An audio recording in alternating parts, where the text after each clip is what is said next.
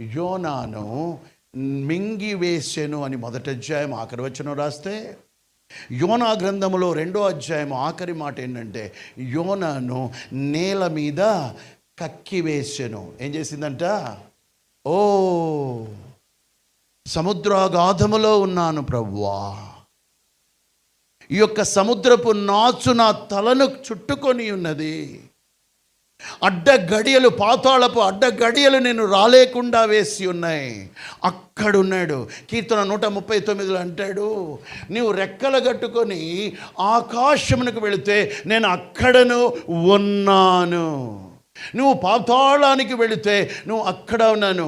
నీవు రహస్యమందు ఆ యొక్క నిర్మింపబడిన నాడు, ఎప్పుడంట మానవుడంట రహస్యమందు ఆదామును రహస్యమందు నిర్మించాడంట. అక్కడ నేను